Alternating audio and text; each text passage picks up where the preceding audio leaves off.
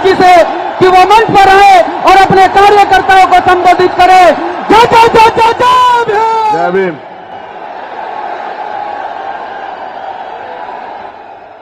चालीस मिनट चाहिए आपके मुझे। कितने? 40 मिनट। खड़े रह जाओगे नहीं रह जाओगे? पक्का? आपको मेरी आवाज आ रही है? ये इस पंक्ति को छोड़ के बाकी सब लोग मेरी एक आवाज को मानते हैं। ये जो लाइन है बस इसको छोड़ के पता नहीं कौन है, हमारे लोग हैं या हमारे लोग नहीं है, मुझे नहीं पता। लेकिन आप समझो, मेरी भी दशा को समझो। मुझे अपनी जान की परवाह नहीं, मेरी मौत कल की आती आज आ जाए, मुझे आपकी परवाह है। वरना मुझे आप लोग परेशानी होती, मुझे क्या फर्क पड़ता। आप अपनी जगहों पे बैठ। मैं मानता हूं कि ग्राउंड छोटा पड़ गया, मैं मानता हूं, मैं आपकी बात को समझता हूं। जो लोग मुझसे प्यार करते हैं, 1 घंटा परेशानी झेल लो, क्या हो जाएगा। हम किसान मजदूर के बच्चे हैं, हम किसान कमेरे वर्ग के लोग हैं, हम वो लोग हैं जो सफाई का काम करते हैं, हम वो लोग हैं जो मजदूरी काम करते हैं, हम वो लोग हैं जो बिल्डिंगें बनाते हैं, हम लोग हैं जो खेतों में काम करते हैं। हमें आदत है परेशानियां सहने की, तो सह लो। अगर आप बैठ जाओगे तो मैं अपनी बात रखूंगा, वरना वचन देता हूं कि अपनी बात नहीं रखूंगा। आप जानते हो मेरे नेचर को, मैं वचन देके नहीं मुकरता हूं। अभी आपको तय करना है। इधर वालों को भी कह रहा हूं, आदरणीय एडवोकेट चंद्रशेखर आजाद जी से कि वो मंच पर आए और अपने कार्यकर्ताओं को संबोधित करे। जय जय जय जय जय भीम।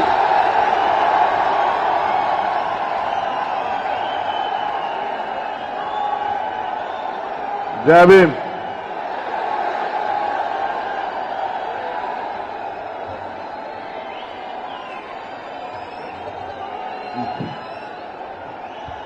चालीस मिनट चाहिए आपके मुझे। कितने? 40 मिनट। खड़े रह जाओगे नहीं रह जाओगे? पक्का? शांत हो जाओ, बिल्कुल शांत हो जाओ, जिससे कि मैं अपनी बात को कह सकूं और आप मेरी बात को सुन सको। शांत हो जाओ, पीछे हो जाओ, पीछे हो जाओ, पीछे। बस कुछ नहीं कुछ नहीं कुछ नहीं, पीछे हो जाओ, कुछ नहीं। एक खड़े हो जाओ, खड़े हो जाओ। बहुत देर से समझा रहा हूं, तुम ही लोग नहीं मान रहे थे ना। खड़े हो जाओ, बस इसके पास मत लग जाओ, करंट आए उसमें। पीछे हो जाओ, पीछे हो जाओ, पीछे बैठ जाओ अपनी जगहों पे। बैठ जाओ बैठ जाओ बैठ जाओ, नीचे बैठ जाओ, यहीं कहीं। आगे वाले बैठना शुरू करो, बैठ जाओ, जाओ नीचे बैठो, नीचे बैठ जाओ, नीचे बैठ जाओ बेटा, बैठ जाओ, बैठ जाओ। मैं अगर मुझसे प्यार करते हो तो बैठ जाओ, नहीं नहीं बैठ जाओ।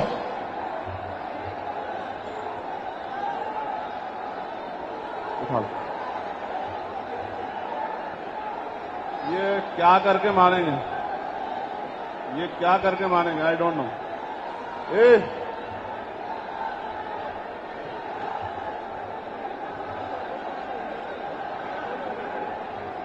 आपको मेरी आवाज आ रही है? ये इस पंक्ति को छोड़ के बाकी सब लोग मेरी एक आवाज को मानते हैं। ये जो लाइन है बस इसको छोड़ के पता नहीं कौन है, हमारे लोग हैं या हमारे लोग नहीं है, मुझे नहीं पता। अगर ये हमारे लोग हैं तो एक बात पे बैठ जाओ, इधर वाले भी बैठ जाओ। अगर आप हमारे लोग हो तो बैठ जाओ, अगर नहीं बैठोगे तो मैं मानूंगा कि आप हमारे लोग नहीं हो।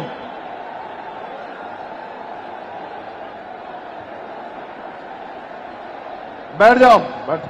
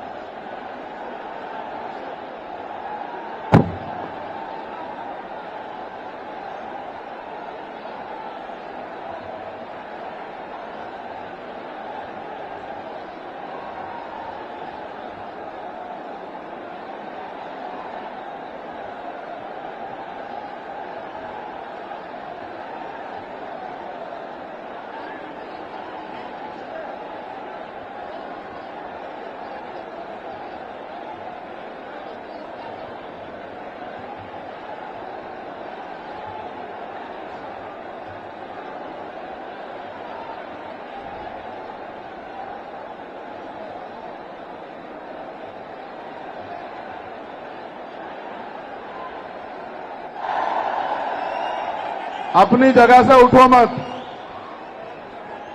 अगर आप अपनी जगह से उठोगे तो अव्यवस्था हो जाएगी। मैंने तो ये खुद लगवाया रैंप कि आपके बीच तक आ सकूं, लेकिन आप समझो, मेरी भी दशा को समझो।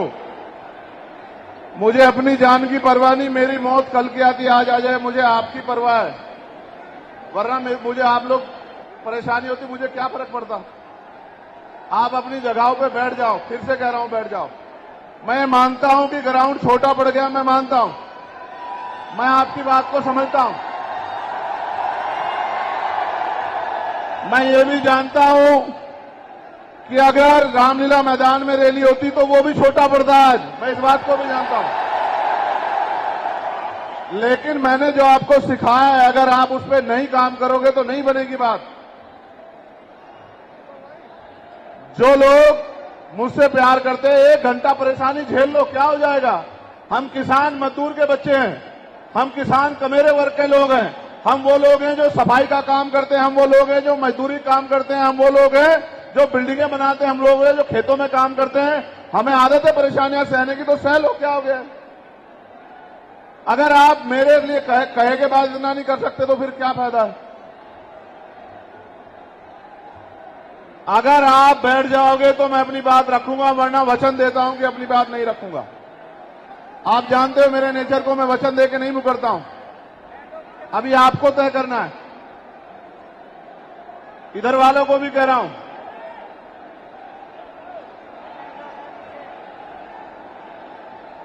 बैठ जाओ।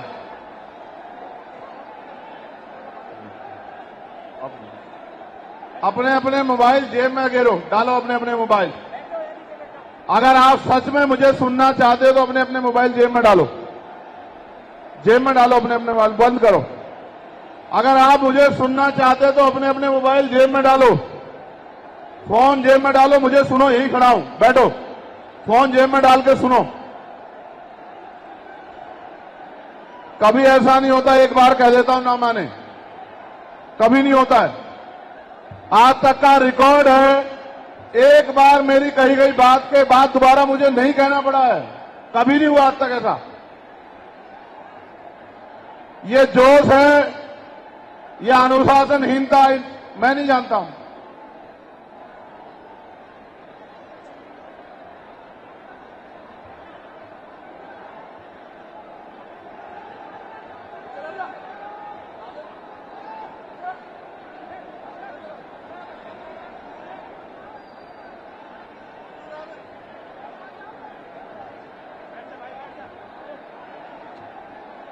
बैठ जाओ।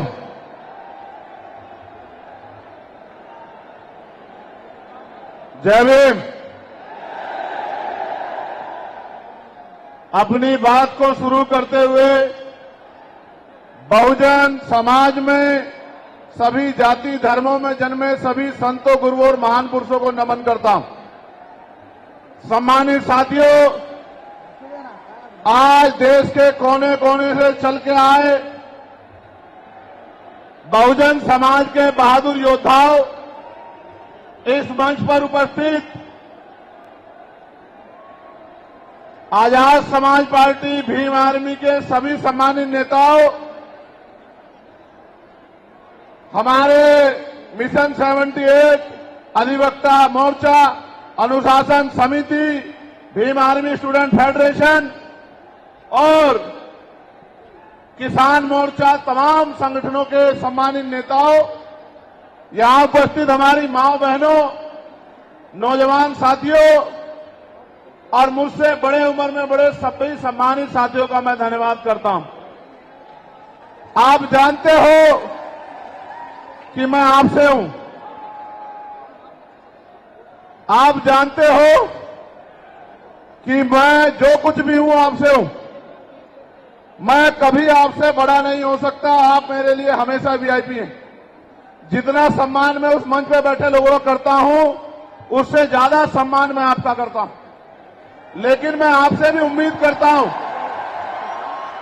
मैं आपसे भी ये उम्मीद करता हूं कि जैसे मंच पे बैठे हैं जिम्मेदारी से, सम्मान के साथ, ऐसे ही आप लोग भी जिम्मेदारी से बैठे, तभी आपकी इज्जत बढ़ेगी। अगर आप इज्जत नहीं बढ़ाना चाहते तो मैं क्या कर सकता हूं बताओ। मेरा तो प्रयास है कि आप इज्जत के साथ आगे बढ़ना सीख जाओ। जब तक आप इज्जत के साथ आगे बढ़ना नहीं सीखोगे, इस देश में आपकी बात मजबूत नहीं होगी। भेड़ बकरियां कभी राज नहीं करती, इतिहास गवाह है। राज योद्धा करते हैं। राजा का आचरण भी राजाओं जैसा होना चाहिए। राजा गुलाटी मारते नहीं घूमते हैं। राजा राजा होते हैं। राजाओं का आचरण जब तक आप में नहीं आएगा, तब तक आप राजा बनने की तरफ नहीं आगे बढ़ोगे। अगर बंदर को राजगद्दी सौंप दी जाए, क्या राज कर सकता है? नहीं कर सकता। राज करने के लिए राज जैसी सोच भी जो है अपने अंदर पैदा करनी पड़ेगी। सम्मानित साथियों, आज का जो आंदोलन था, आप और मैं जानते हैं कि वो हमने रामलीला मैदान में रखा था। कौन से मैदान में? जोर से बताओ। लेकिन रामलीला मैदान के पास हमारे मुस्लिम भाइयों का एक कार्यक्रम होता है जिसको हम लोग चेल्लुम के नाम से जानते हैं। 35-40 हजार की संख्या में वो लोग रोड से निकलते हैं और अपनी जो भी इबादत है उसको पूरा करते हैं। पुलिस प्रशासन का ये मानना था कि भाई पहले से ही वहां व्यवस्था अव्यवस्थित रहेगी, क्योंकि एक बहुत बड़ा आबादी, एक बहुत बड़ी जनसंख्या निकलेगी। अगर आपके लोग भी आ जाएंगे तो नुकसान हो सकता है, कोई टकराव हो सकता है, कहीं कोई आपराधिक तत्व का आदमी झगड़ा करा सकता है। तो आप अगर चाहें तो हम आपको परमिशन दे देंगे, लेकिन अगर आप खुद से मन में रखें और समझदारी दिखाएं तो ये समझौते, ये सम्मान का काम नहीं होगा। मैंने उनकी बात को सुना और मुझे महसूस हुआ कि हम प्रथम और अंत्य भारतीय हैं। हमारी भी भारत के प्रति उतनी जिम्मेदारी है जितनी कि दूसरे व्यक्ति की है। हम भी अपने देश को आगे बढ़ाना चाहते हैं। देश में भी जो हाशिए पे लोग हैं उनको आगे बढ़ाना चाहते हैं। तो हमें किसी भी तरह के अव्यवस्था में ना जाके अपने प्रोग्राम को कहीं और करना चाहिए। मैं जानता हूं कि जितने लोग अंदर हैं उससे 10 गुना लोग बाहर हैं, ग्राउंड में हैं, दिल्ली की सड़कों पे हैं, मैं जानता हूं। लेकिन आप महसूस करो, लाखों लोगों के पहुंचने के बाद भी एक मुझे देख के तो ये लोग उठ जाते हैं, वरना ऐसा नहीं है अगर एक चींटी के बच्चे को भी कोई बे कह रहा है। देखो आप हमारी ताकत,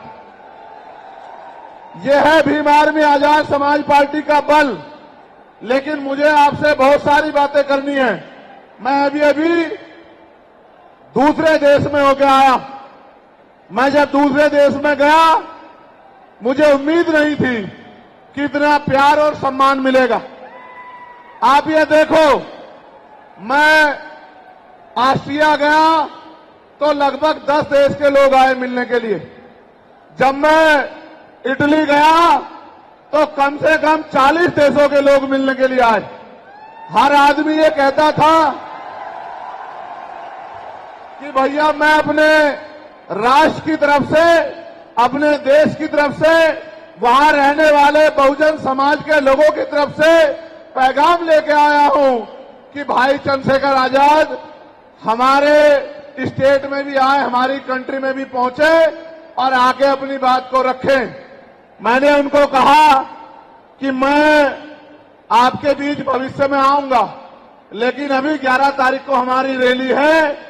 लाखों की संख्या में हमारे लोग वहां पहुंचेंगे, तो मुझे पहले उनके बीच पहुंचना है, उसके बाद मैं समय निकाल के आऊंगा। उन्होंने मेरी बात को माना और 3 दिन का कार्यक्रम करके मैं फिर आपके बीच आ गया। जब यहां पहुंचा तो पता लगा परमिशन और इस तरह की व्यवस्थाएं खराब हो रही हैं। फिर मैं धन्यवाद दूंगा हमारी दिल्ली की टीम का, भाई हिमांशु जी का, भाई महेश जी का, उनके सभी साथियों का, जैन साहब का, कसाना जी का, जिन्होंने, समीर भाई का, जिन्होंने दिन रात एक कर दिया और इस परमिशन को करा के, सीपी सिंह जी का कितना बढ़िया प्रोग्राम आप सब लोग के लिए आयोजित किया। एक बार दोनों हाथ से तालियां बजा के दिल्ली की टीम का स्वागत करें। जब मैं दिल्ली का धन्यवाद कर रहा हूं तो देश भर में जहां से सबसे बड़ी ताकत हमें मिली है, मैं उत्तर प्रदेश की भी पूरी टीम का धन्यवाद करना चाहता हूं, क्योंकि हमारे हर एक आंदोलन में उत्तर प्रदेश अग्रणी रहता है। धन के आधार पे, संख्या के आधार पे उत्तर प्रदेश ने अपनी ताकत का एहसास पूरे देश को कराया है। तो मैं उत्तर प्रदेश के प्रदेश अध्यक्ष का, वहां हमारे राष्ट्रीय कमेटी के सभी साथियों का, जो राष्ट्रीय कोर कमेटी के लोग रहते हैं, प्रदेश के पदाधिकारियों का, जिला विधानसभा के संगठनों का, हमारे भीम आर्मी के प्रदेश अध्यक्ष जी का, सभी साथियों का भी बहुत बहुत धन्यवाद करता हूं। एक बार इनके लिए भी जोरदार ताली हो जाए। उसके बाद मैं और आप सब लोग मिलकर स्वागत करेंगे नगीना लोकसभा के लोगों का, जिन्होंने एक एक वोट डालकर आपकी ताकत को बनाने का काम किया। दोनों हाथ उठा के ताली बजा के स्वागत करें नगीना के लोगों का। नगीना के लोगों का धन्यवाद कर दूं? बताओ, कर दूं या नहीं कर दूं? बताओ, नगीना के लोगों की इज्जत करते हो नहीं करते हो? बताओ, नगीना के लोगों का सम्मान करोगे नहीं करोगे?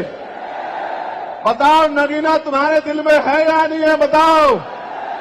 तो मैं नगीना के साथियों का भी बहुत बहुत धन्यवाद करता हूं। अब आज के जो आयोजक कमेटी है, मैं उनका भी धन्यवाद करता हूं। अब मैं आपसे आग्रह करूंगा कि मुझे आपसे बहुत जरूरी विषय पर बात करनी है। अगर आप बोलते रहेंगे या कोई भी शोर आएगा तो मेरी बात आप लोगों तक नहीं पहुंच पाएगी। इसलिए मैं आपसे आग्रह करूंगा कि आप शांत हो जाएं। ये जगह कम है, मैं जानता हूं, इस वजह से बार बार अव्यवस्था हो रही है।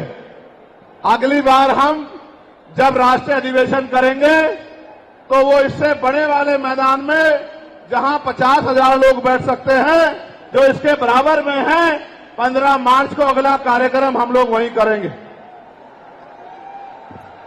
सम्मानित साथियों, आज मेरे कंधों पे, आजाद समाज पार्टी के कंधों पे, भीम आर्मी के कंधों पे, बहुजन समाज के लोगों के कंधों पे जिम्मेदारी है कि जो एकता बहुजन समाज में हमारे महापुरुष बना के गए, वो एकता टूटनी नहीं चाहिए किसी भी कीमत पर। ये हमारे लोगों की जिम्मेदारी है। हमारे पढ़े लिखे समाज की, हमारे कर्मचारियों की, हमारे अधिकारियों की, हमारे नेताओं की, हमारे विधानसभा सेक्टर बूथ से लेकर जिले, मंडल, प्रदेश और राष्ट्रीय पदाधिकारी की जिम्मेदारी है कि जो एकता हमारी बनी है वो टूटनी नहीं चाहिए। दुश्मन किसी भी सूरत में कामयाब नहीं होना चाहिए। इस बात का हमें ध्यान रखना। अब ये रैली करने की जरूरत क्यों पड़ी? ये आवाज उठाने की जरूरत क्यों पड़ी? इसके पीछे भी कई कारण हैं और मैं अपने नेताओं से यह आग्रह करूंगा कि वो आज के बाद कमर कस ले और गांठ बांध ले कि जो प्रयास भाजपा आरएसएस के लोगों ने किया है हमारी एकता को कमजोर करने का, किसी भी कीमत पे वो एकता कमजोर नहीं होनी चाहिए। इस बारे में आप लोगों को ध्यान रखना। इस देश में वो लोग भी शासन सत्ता में हैं जिनकी आबादी लोकतंत्र में मुट्ठी भर है, जिनकी आबादी 85% है। वो इसी साजिशों के कारण, एकजुट न हो पाने के कारण इस देश में गुलामों जैसी जिंदगी जीने के लिए मजबूर हैं।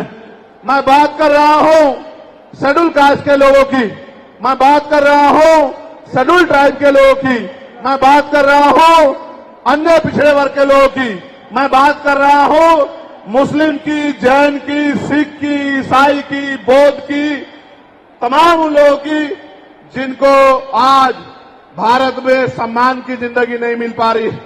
मैं बात कर रहा हूं महिलाओं की, मैं बात कर रहा हूं किसानों की, मैं बात कर रहा हूं मजदूरों की, मैं बात कर रहा हूं नौजवानों की।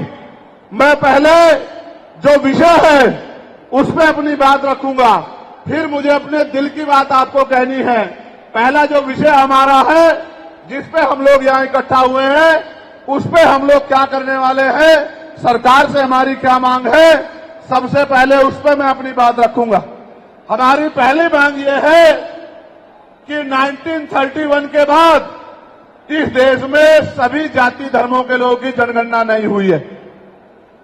जब तक जनगणना नहीं होगी तो ये नहीं पता लगेगा कि schedule caste, schedule tribe, backward के लोगों को कितनी उनकी आबादी और कितना सम्मान उनको मिल रहा है, कितनी हिस्सेदारी उनको मिल रही है। तो केंद्र सरकार जल्द से जल्द जातिगत जनगणना कराए। जब तक जातिगत जनगणना नहीं होगी तब तक सबसे पहले स्पष्ट ही नहीं होगा जो आज षड्यंत्र किया गया है और कुछ लोगों को जानबूझ के उनके मुंह से कहलवाया जा रहा है कि इस जाति का हिस्सा ये लोग खा रहे हैं, इस जाति का हिस्सा ये लोग खा रहे हैं, इस जाति का हिस्सा ये लोग खा रहे हैं। मैं चंद्रशेखर आजाद आपको वचन देके कहता हूं, अपने बहुजन समाज के सामने जातिवार जनगणना कराइए, उसके आंकड़े सार्वजनिक कराइए। अगर अंतिम पायदान पर रहने वाले जिनको डीएससी के भाई कहा गया है, जो हमारा परिवार है, अगर उनका 1% आरक्षण भी पॉइंट के बराबर भी कमजोर पड़ रहा होगा तो मैं वचन देता हूं कि इससे बड़ी रैली उनके समर्थन में हम लोग करेंगे।